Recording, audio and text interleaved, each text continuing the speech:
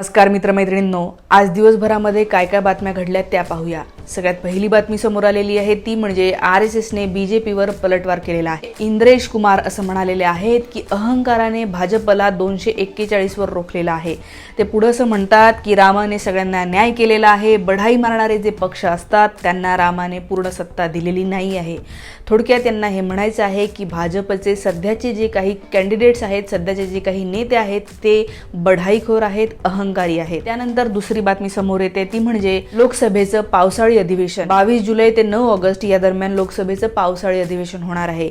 आणि सबंध भारतातले लोक ज्या गोष्टीची वाट पाहत आहेत ते म्हणजे लोकसभेचे सभापती हे। तर या पावसाळी अधिवेशनामध्ये लोकसभेचे सभापती कोण होतील, कोणत्या पक्षाला हे पद मिळेल हे पाहणे इंटरेस्टिंग असणार आहे। भाजप, तेलुगू देशम पार्टी आणि जनता दल युनायटेड, नितीश कुमार म्हणजेच नरेंद्र मोदी, नितीश कुमार आणि चंद्रबाबू नायडू या तिघांमध्ये ह्या पदावरून वाद होण्याच्या शक्यता आहेत।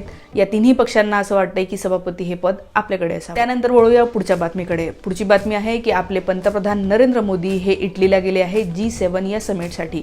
खरं पाहिलं तर G7 मध्ये भारताचा सहभाग नाही आहे। G7 मध्ये जे देश येतात त्याच्यामध्ये भारताचा समावेश नाही आहे, पण भारताला एक स्पेशल गेस्ट म्हणून इन्व्हिटेशन आलेलं आहे आणि म्हणून आपले पंतप्रधान तिथे गेलेले आहेत। त्यांना धरून अनेक मीम, अनेक व्हिडिओज व्हायरल होत आहे। ऋषी सुनक हे मेलोनी यांना भेटत आहेत, त्यांना मिठी मारत आहेत आणि त्यावरून भारतीय मीडियाने, भारतामधल्या अनेक लोकांनी फार मजा घेतलेली आहे। कारण या लोकांना असं वाटतं की मेलोनी आणि आपले पंतप्रधान नरेंद्र मोदी यांच्यामध्ये खूप चांगली फ्रेंडशिप आहे आणि ऋषी सुनक यांच्यामुळे यांच्या फ्रेंडशिपमध्ये तडा जाते। सगळ्या गोष्टी खूपच इंटरेस्टिंग आहे। पुढची बातमी येते ती म्हणजे येडियुरप्पा यांच्या विरोधामध्ये अजामीनपात्र अटक वॉरंट जाहीर झालेला आहे। पोस्को कायद्याअंतर्गत आता त्यांना अटक होणार आहे असं दिसतंय। अल्पवयीन मुलीच्या लैंगिक शोषणाचा आरोप त्यांच्यावर झालेला आहे। बलात्कार प्रकरणामध्ये मदत मागण्यासाठी एक मुलगी त्यांच्याकडे गेलेली असताना त्यांनी त्याच मुलीवर तसा प्रयोग केलेला आहे, लैंगिक अत्याचार तिच्यावर केलेला आहे अशी तक्रार त्यांच्या विरोधात होती आणि आता त्यांना अटक झाल्याच्या नंतर तो नॉन बेलेबल असणार आहे, त्यांना जामीन मिळणार नाही आहे अशी बातमी आज समोर आलेली आहे। पुढची बातमी बघा, पेमा खांडू यांनी तिसऱ्यांदा अरुणाचल प्रदेशचे मुख्यमंत्री म्हणून शपथ घेतलेली आहे। पेमा खांडू यांनी गुरुवारी 13 जून रोजी सलग तिसऱ्यांदा अरुणाचलचे मुख्यमंत्री म्हणून शपथ घेतलेली आहे। या पुढच्या बातमीकडे। पुढची बातमी ओडिशामधून आलेली आहे। ओडिशाचं पुरीचं जगन्नाथ मंदिर जे आहे त्याचे 4ही दरवाजे आता उघडण्यात आलेले आहे। कोरोना काळामध्ये 3 दरवाजे बंद केलेले होते आणि त्यामुळे आता ते तिन्ही दरवाजे उघडे केलेले आहेत आणि जगन्नाथ पुरीला जाणाऱ्या भाविकांसाठी ही चांगली गोष्ट आहे, आनंदाची बातमी आहे। आणि आपल्या सगळ्यांना माहिती असेल आता सध्या बीजेपी मधले असलेले सगळे नेते आणि आपले पंतप्रधान नरेंद्र मोदी यांनी जय श्रीरामचा नारा सोडून जय जगन्नाथ हा नारा दिलेला आहे। आपले रेल्वे मंत्री यांनी पदभार स्वीकारल्याच्या नंतर ट्विटरवर जी पहिली पोस्ट केली त्या पोस्टच्या सुरुवातीला त्यांनी पहिल्यांदा जय जगन्नाथ असं लिहिलं आणि त्यानंतर खाली लिहिलं की मी आजपासून पदभार स्वीकारलेला आहे। त्यामुळे एक लक्षात येतंय की आता यांचा देव हा रामावरून जगन्नाथाकडे शिफ्ट झालेला आहे।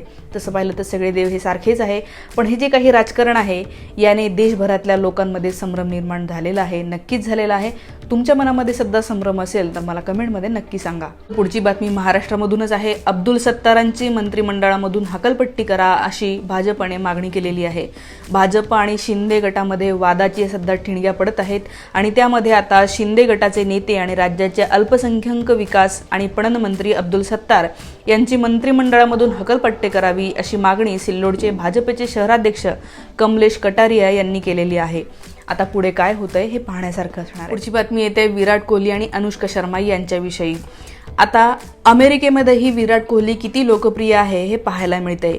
एक व्हिडिओ खूपच व्हायरल होतोय। त्या व्हिडिओमध्ये असं दिसतंय की प्रेक्षकांनी अनोख्या प्रकारच्या घोषणा दिलेल्या आहेत आणि या घोषणामध्ये असं दिसतंय, प्रेक्षक असं म्हणत आहेत की दिवाळी हो या होली अनुष्का लव्ह कोहली, दिवाळी हो या होली अनुष्का लव्ह कोहली अशा प्रकारच्या घोषणा या व्हायरल व्हिडिओमध्ये तुम्ही सगळ्यांनी पाहिल्या असतील। पाहिल्या नसेल तर तो व्हिडिओ शोधून आज नक्की बघा। ही बातमी आहे छगन भुजबळ यांच्याविषयी। कालच अजित पवार यांच्या मिसेस यांनी खासदार पदासाठी फॉर्म भरला होता आणि मलाही खासदार व्हायची इच्छा आहे असं यावेळी भुजबळ यांनी व्यक्त केलेलं आहे। थोडक्यात असं दिसतंय की भुजबळ यांची नाराजी आहे। भुजबळ यांनी आज भुजबळ यांनी आज सांगितलं की मला लोकसभेला उभं राहण्याची सुद्धा इच्छा होती, माझं ऑलमोस्ट फायनल झालेलं होतं, पण नंतर महिनाभर त्याच्याविषयी काहीही बोलणं झालं नाही, त्यामुळे मग मी स्वतःहूनच माघार घेतली. पण आता राज्यसभेच्या खासदारपदासाठी सुद्धा मला तिथे उभं राहायचं होतं, पण तो चान्स मिळालेला नाही. त्यामुळे भुजबळ अजित पवार गटामध्ये नाराज आहेत, ते कधीही त्याच्यामधून बाहेर पडू शकतात, अशाही चर्चा आज रंगायला लागलेल्या आहेत. पुढची बातमी येते आहे पवन कल्याण यांच्याविषयी. आंध्र प्रदेशचे उपमुख्यमंत्री म्हणून त्यांनी शपथ घेतली होती आणि या पवन कल्याण यांची स्टोरी जी व्हायरल होती आहे ती म्हणजे त्यांचे 3 लग्न झालेले आहेत, 2दा घटस्फोट झालेले आहे आणि तिसरी पत्नी ही रशियन आहे. सगळ्यात पहिल्या ज्या 2 होत्या त्या भारतीय महिला होत्या आणि तिसरी जी आहे ती रशियन मॉडेल होती. त्या मॉडेलच्या हे प्रेमात पडले आणि नंतर त्यांचं लग्न झालेलं आहे. त्यामुळे पवन कल्याण यांनी 3 लग्न केलेले आहेत आणि सध्या ते भाजपसोबत आंध्र प्रदेशमध्ये सरकारमध्ये बसलेले आहेत. पुढची बातमी येते ध्रुव राठी यांच्याविषयीची. ध्रुव राठीने जो एक नुकताच व्हिडिओ बनवलेला आहे, त्या व्हिडिओमध्ये त्यांनी नीटची जी परीक्षा आहे त्याच्यामध्ये काय प्रकारचा घोळ झालेला आहे आणि आपल्या नवनिर्वाचित मंत्रिमंडळामध्ये जे आपले शिक्षण मंत्री आहे, एज्युकेशन मिनिस्टर्स आहेत, त्यांच्याविषयीची ही पोस्ट आहे. ध्रुव राठींनी जो व्हिडिओ बनवला त्या व्हिडिओमध्ये त्यांनी स्पष्टपणे असं म्हणलेलं आहे की शिक्षण मंत्री धर्मेंद्र प्रधान यांना त्यांनी निशाण्यावर घेतलेला आहे आणि ते असं म्हणतात की अगर आप धर्मेंद्र प्रधान के ट्विटर पर जाकर देखोगे तो आपको लगेगा कि एजुकेशन मिनिस्टर नहीं बल्कि मोदी के PR मिनिस्टर है. ऊपर से नीचे तक आपको दिखेगा सिर्फ नरेंद्र मोदी का चेहरा है. हर दूसरे ट्वीट में मोदी का मेंशन किया गया है. कभी मोदी अगेन, कभी मोदी 3.0, कभी मोदी ये, कभी मोदी वो. लेकिन नीट एग्जाम को लेकर कई ट्वीट मिल जाए तो मुझे बताना. नीट एग्जाम को लेकर कोई भी ट्वीट इन्होंने किया नहीं है. अशा प्रकारचे आपले एज्युकेशन मिनिस्टर्स आहे आणि त्याच्यावर यांनी आणि जर असे आपले शिक्षण मंत्री असतील तर आपल्या भारताच्या शिक्षण व्यवस्थेचं काय होणार असा प्रश्न ध्रुव राठीने जो विचारलेला आहे तो मला असं वाटतं एकदम योग्य आहे. त्यानंतर पुढची बातमी येते ती म्हणजे नीट परीक्षेमध्ये ज्या विद्यार्थ्यांना ग्रेस मार्क्स दिलेले होते ते ग्रेस गुण रद्द करण्याचा निर्णय यांनी घेतलेला आहे आणि आता ज्या विद्यार्थ्यांना ग्रेस मार्क्स मिळालेले होते ते सगळ्यांचे वाढीव ग्रेस मार्क्स जे आहे ते रद्द होणार आहे.